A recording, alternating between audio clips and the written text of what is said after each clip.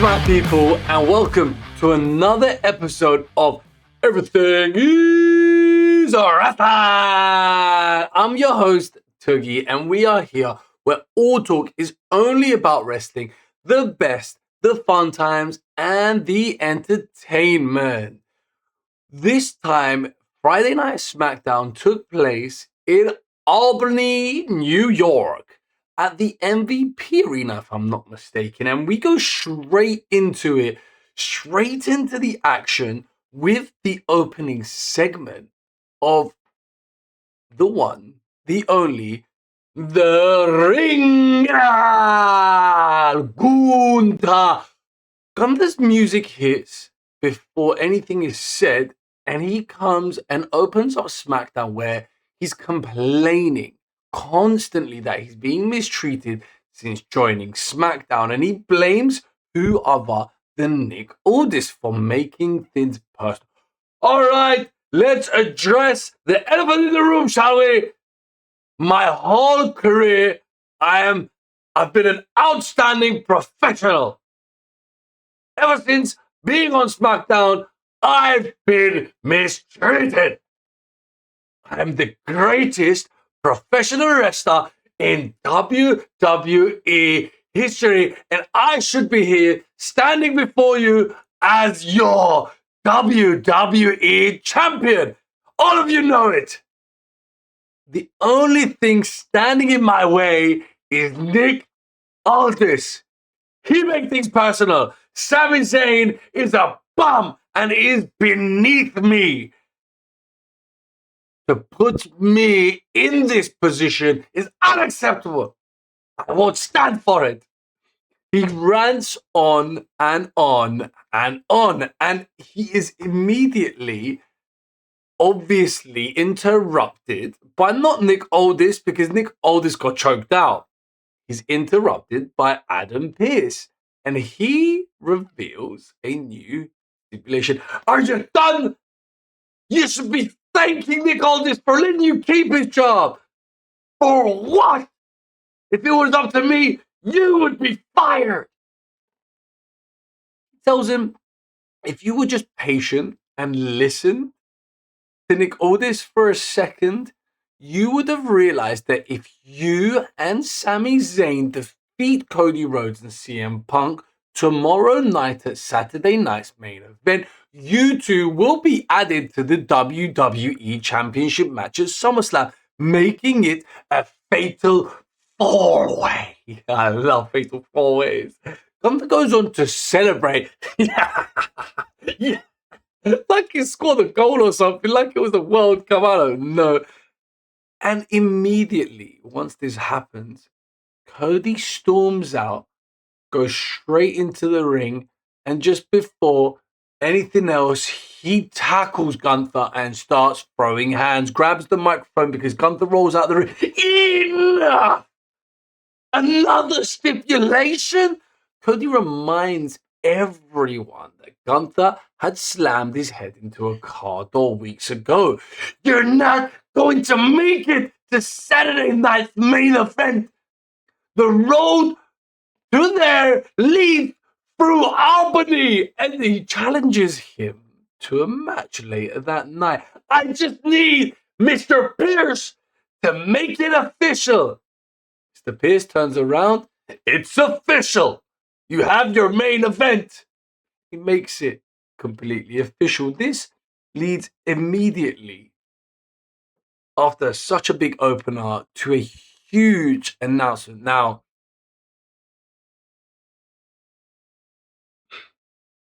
guys, I'm going to say it, and luckily, I visited her at the hospital, and Mommy has told me she's going to be okay and she's going to come back stronger than ever, but Mommy is injured. WWE replayed Adam Pearce's announcement confirming that Mommy, Rhea Ripley,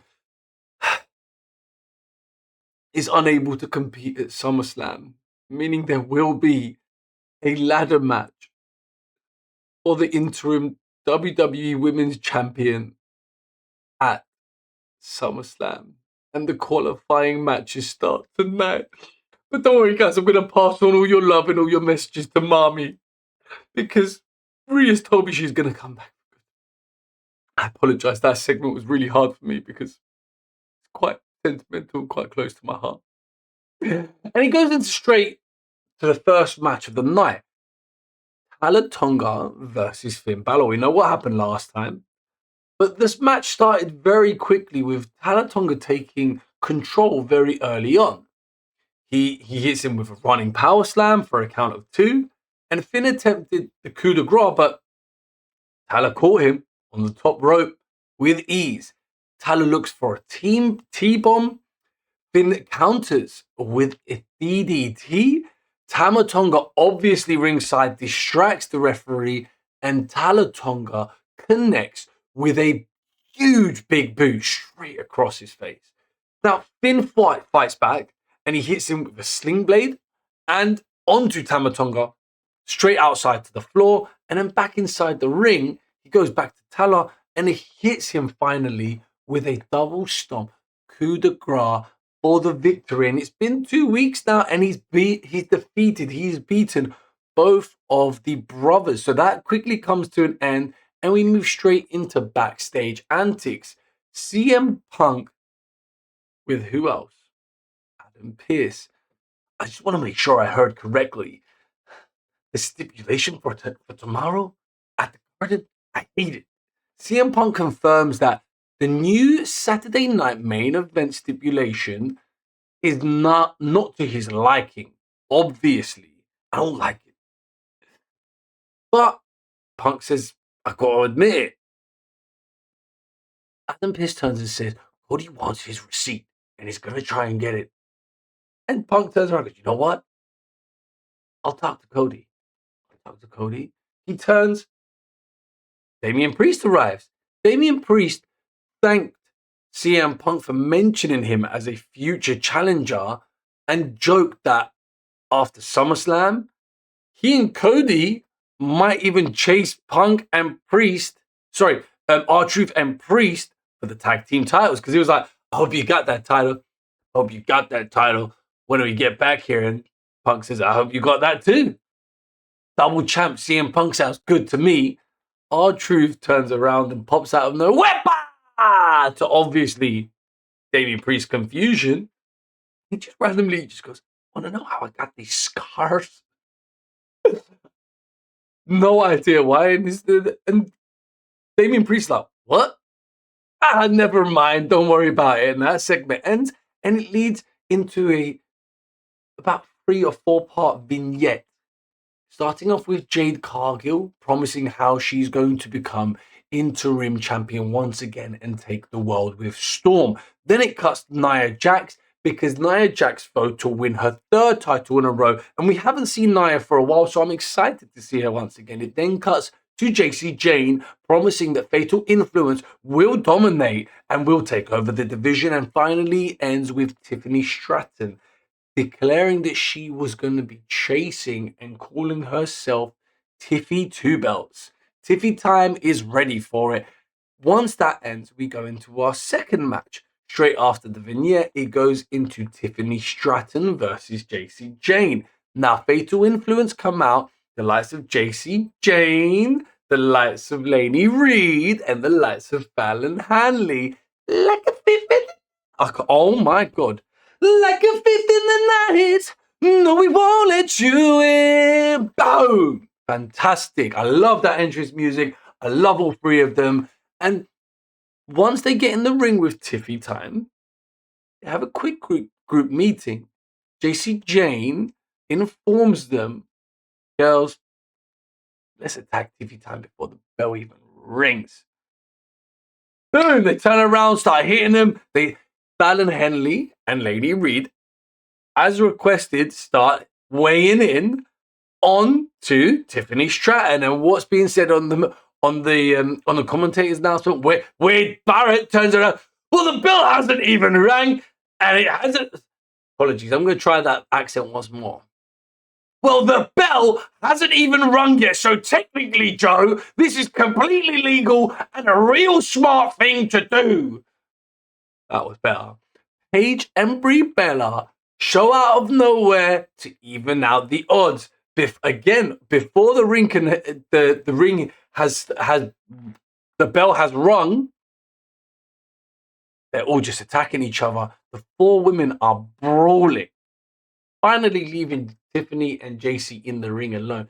Tiffany hits a float over Alabama slam. She climbs up to the top ropes. Jacy stops her and landed an elevated swinging DDT for a near fall. Jacy misses a lariat.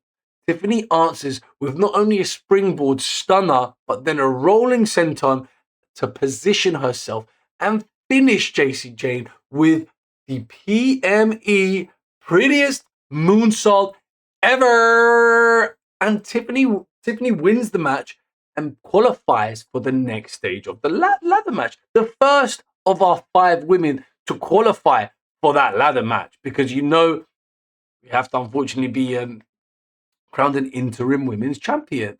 This cuts to a second vignette. Now, if you were watching last week, you would have known that we had a bit of a special return.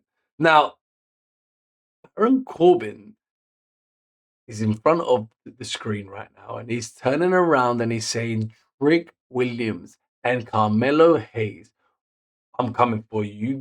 You better watch your back, because I'm coming from everyone. I am the real deal. And Trick, you're the first name on that long list. Smile while you can. Enjoy what you have, because I am Baron Corbin and I am coming for it all. Boom.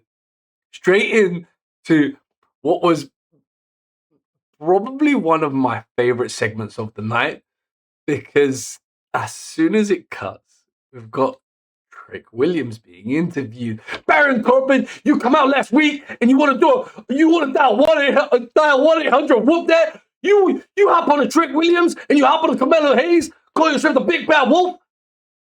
Trick turns around and goes, the big bald-headed bitch, that's what you are.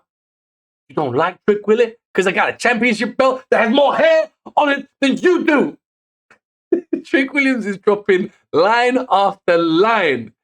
And what happens? Carmelo Hayes interrupts. The rivals start trading insults back and forth. Trick mocks Melo for the fact that he's accomplished nothing on SmackDown. I've been here for 7 months and counting, and I'm the hottest thing. Matter of fact, pull out your hand. Pull out your handy dandy notebook and write down, I will mind my business while grown folk are talking. Let's talk about it. The confrontation ended without being physical, which was interesting because I love it when people use words and don't have to resort and start fighting each other. And the back and forth between Carmelo and Trick is absolutely beautiful. Trick just lights up the absolute screen every single time he's on. We move on to the third match of the night. This is going to be now Nia Jax versus Jade Cargill. Got the Storm who comes out, and we've got the Queen and the Beast, Nia Jax. She hasn't been in the game for a while, but she comes out looking better than ever. And we start the match very fast, very powerful, very strong. Nia flattens Jade with a Samoan drop, followed by a leg drop for a count of 2. Nia misses a mid-rope leg drop. She then answers, Jade Cargill then answers with a spine buster. Out of nowhere, woo! Charlotte Flair appears. Charlotte Flair attacks Michin and B-Fab ringside, enters the ring and attacks Jade. Ding, ding, ding. Charlotte's interference causes a disqualification. Jade advances to the ladder match. Now, what do you think? Nia's pissed. Nia's vexed. And while Charlotte is standing looking outside the ring, screaming at them three, they're obviously laughing. Ha! Thank you, Charlotte. Charlotte grabs a chair and attempted, obviously, to take out and injure Jade's arm. Jade's allies pulls her away and to cut back into the ring and find an angry Nia Jax. She crushes Charlotte Flair into the corner with an avalanche before walking away. Jade then slides into the ring, grabs Charlotte. Boom! Jaded. Good night, Charlotte. Standing over her disheveled body. Thank you very much. I shall move on to the finals of the women's title match.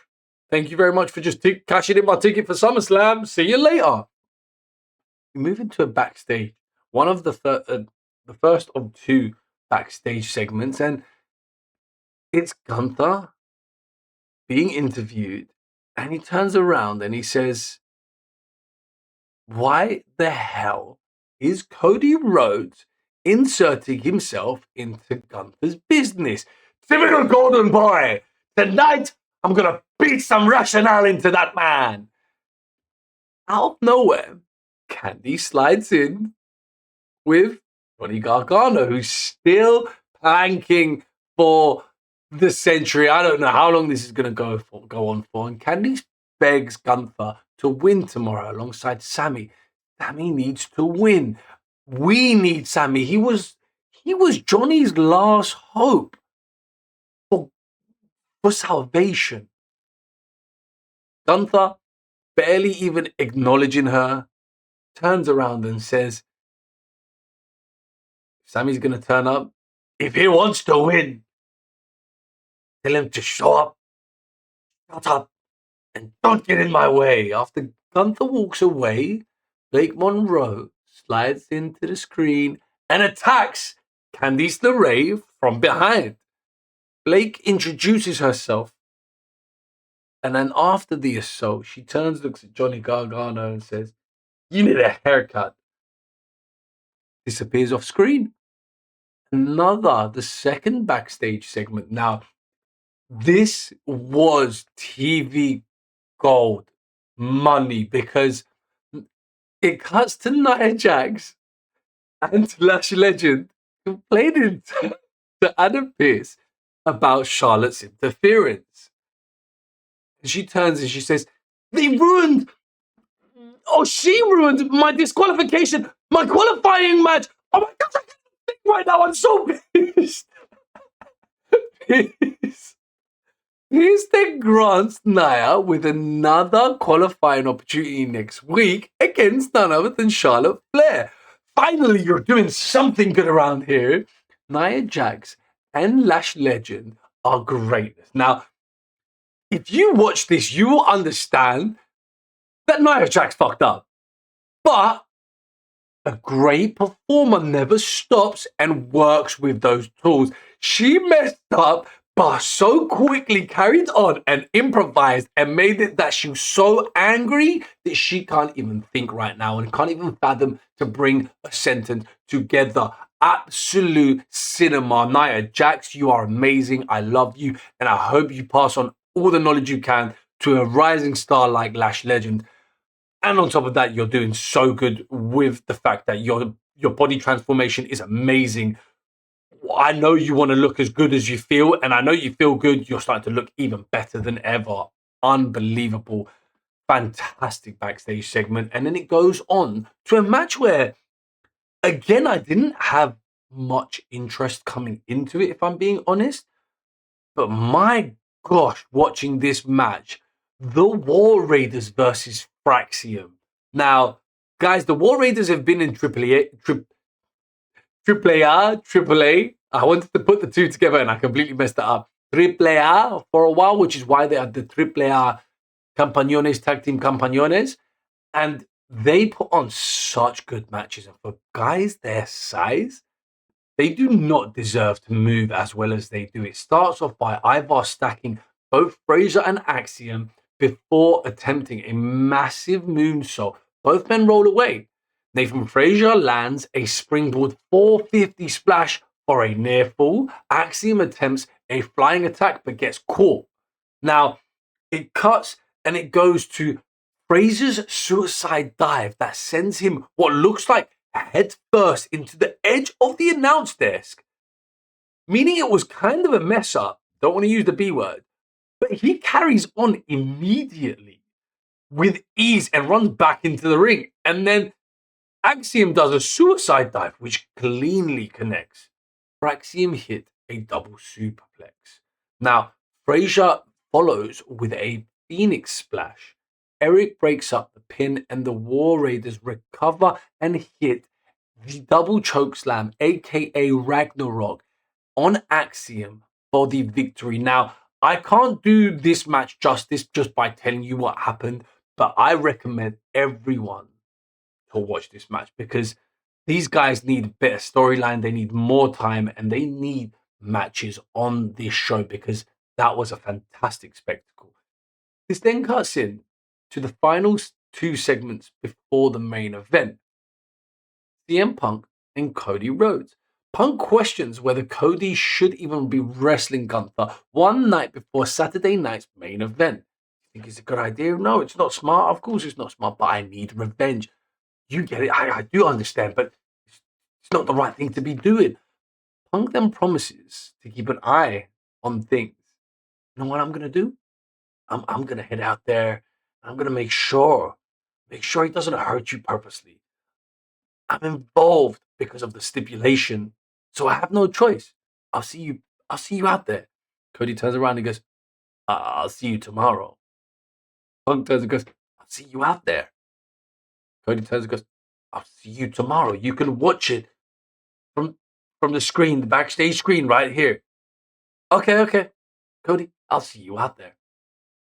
I'll see you tomorrow. And the back and forth between them two, it's like they're going to break character, but they keep going. And it's like, again, the improvisation works so well. I feel like they're working so well with their acting skills, and it's fantastic. It makes such a good back and forth at times, and I'm really enjoying it. I'll see you out there. I'll see you tomorrow. And then Punk ends it with, I'll see you tomorrow, but I'll also see you out there. This then cuts to, again, I know I keep saying, but one of my favorite segments every single week. Danhausen! Oh, you are Jackie, right? Who's that? Jackie Redmond starts talking to him about his match tomorrow. You've got a match coming up tomorrow against JD McGavin. Who's that? Oh, the guy with the big head. Yes. And then she talks about none other than Matt Cardona, and he goes, whoa. These little things he does, it's fantastic. And Danhausen is asked about the difference in numbers, and he turns around and he goes, you think I don't have a secret weapon? Danhausen always has a plan, and he reveals that a stuffed black cat in a cage is going to be his secret weapon. As we all know, you never cross paths with a cat, because if you do, you are cat. So now we're left looking at him. We're like, what the hell was this cat going to do? And starts using his cloning machine, and it starts malfunctioning. Sparks start flying out. Smoke starts coming out. And he goes, you probably want to run. And he just runs off the screen. Jackie runs the other way. He comes back and then grabs the cat and he disappears. And now we're left wondering what significance this black cat will play in Saturday night's main event against JD McDonough. And we move finally on to the main event of the evening. Cody Rhodes versus Gunther. And we know the stipulation that will lie at Saturday night's main event. It's a no-brainer that Gunther is obviously looking to just hurt Cody Rhodes.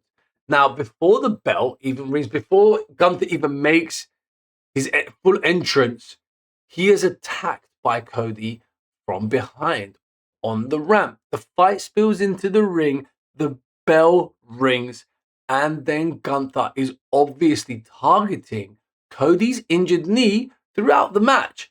Cody rallies with not only a Cody cutter, but a disaster kick and a second Cody cutter.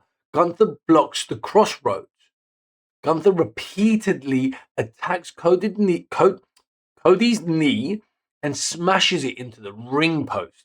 He locks in a single leg crab, trying to again completely injure Cody Rhodes for the next match. Cody escapes, but Cody counters with a dragon screw and applied figure 4 leg lock. CM Punk then comes out to the ring. You hear his music hit. Fantastic. He's standing ringside now to support Cody.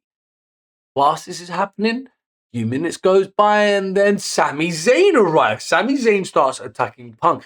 Cody drives Sami with a suicide dive outside. And then, because all hell breaks loose, the referee has to throw out the match because all 4 men are now brawling ringside. Ring the bell, finish the match, I'm done. As soon as the match ends, Sami clears the announce table, and while Gunther is looking to powerbomb Cody, Punk makes the save. All 4 men fight for their lives outside the ring, and officials and security and everyone else cannot come out to separate them because they want the smoke. SmackDown ends with a chaotic 4-man brawl ahead of Saturday night's main event. Now, the show was chaotic. It had funny segments. It had mess ups. It had backstage funniness. It had in-ring magnificent, fantastic shows, and it ends with a madness. It goes off air, and you're left not knowing, things left unanswered. What's happening to Rhea Ripley?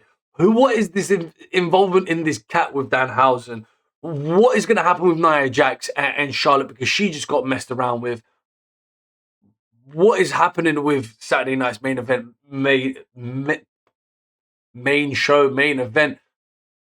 And again, what is going to happen with Baron Corbin? Now, guys, this is such a fast-paced industry, like I said last time, that the next day after Friday Night SmackDown, we've got Saturday night's main event, then we've got Raw, and then the next week we've got SummerSlam. I can't keep up. 1 week apart. Again, guys, I really did like the show because, I mean, bar the sort of Finn Balor Talla Tonga match, because again, it's got a bit of storytelling to it. It didn't really have too much around it in terms of storytelling. It was a good match. And again, the backstage antics were hilarious. I'm seeing more of Blake Monroe. I'm seeing things to do with the Vision. I'm really enjoying a lot of it. So guys, I think it hasn't been as good as the previous ones. For me, Danhausen is stealing the show. Trick Williams is stealing the show. I've got to give that probably about, if I'm being generous, around the 7.2. If I'm not, maybe a 6.8, because there was a lot to it, but not enough, in my opinion. But yeah, that was the recap of Friday Night SmackDown, and we have to do a recap of Saturday night's main event immediately, and then more to come.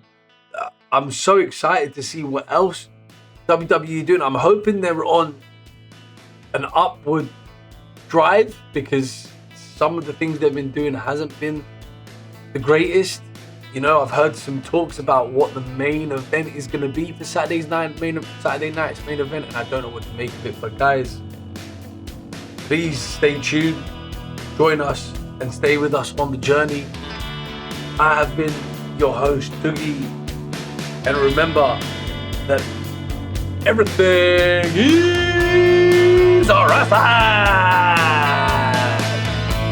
Stay tuned. Like, comment, subscribe, hype, peace and love.